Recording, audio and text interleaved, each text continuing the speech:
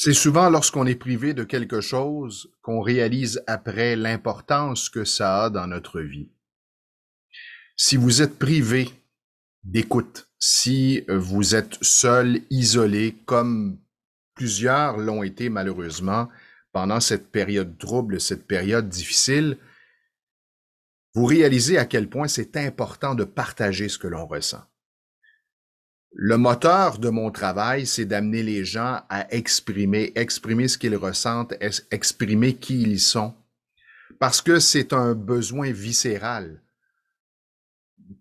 Pour d'autres, c'est comme naturel, et pour d'autres encore, c'est comme un privilège, c'est-à-dire qu'ils ont l'impression que c'est un talent de communiquer. Tout le monde, à sa façon, est en mesure de s'exprimer. Aujourd'hui, tout va vite et on le fait rapidement. On communique de plein de façons, hein, avec la technologie, mais on communique souvent en urgence. Fais ceci, travaille sur tel dossier, je vais aller chercher ceci, voici la liste ou la commande que je te passe.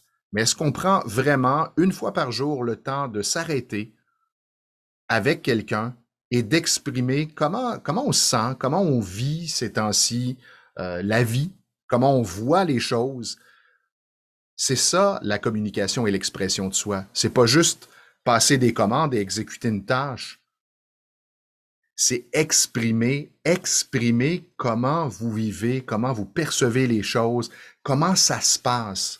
Moi, je vous suggère une fois par jour de choisir quelqu'un avec lequel vous êtes en confiance, de vous réserver un temps, réserver un bon espace, un cadre de temps pour échanger de façon personnelle avec cette personne et l'écouter. Pas juste communiquer, l'écouter. Que ce soit, comme je viens de le dire, un échange, un partage. Et observer à quel point ça fait du bien. Je vais utiliser cette expression, cette citation du docteur Gaétan Brouillard dans un de ses livres qui sont excellents, La douleur repensée, la santé repensée. Bien des maux se guériraient si on prenait le temps d'écouter la personne. Maintenant, à vous d'expérimenter.